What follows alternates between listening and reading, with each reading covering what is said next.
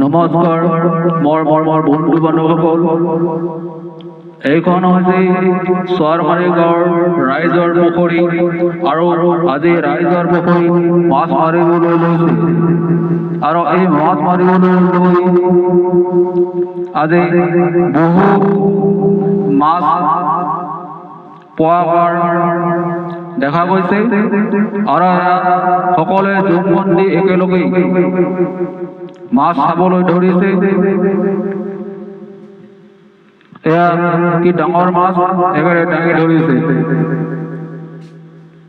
বছৰেও এই ধৰণেই আমাৰ গাঁৱত একেলগে ৰাইজে গোট খাই ৰাইজৰ পুখুৰীত মাছ মাৰি পিছত ঘৰত আনি সকলোৱে ভগাই লয়।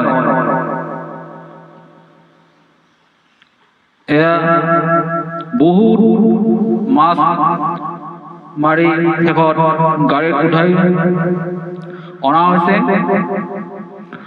আমাৰ গাঁৱৰ এটা চৰ্ত আছে যে যিজনে সৰু মাছ ধৰি লৈ গৈ ঘৰত নিব সেয়াক 500 টকা দণ্ডনীয় কৰা হ'ব। এয়া শেষত ঘৰত লৈ আহি আছে। এয়া সকলোৱে মিলি ৰাইজে একগোট হৈ ঘৰাঘৰি হৈ শেষত লাইব্ৰেৰী ফিল্ডত আনি ভগাবৰ কাৰণে যোজা কৰি আছে।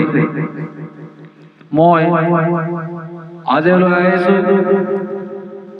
সকলোকে ধন্যবাদ। নেম ৰাছ।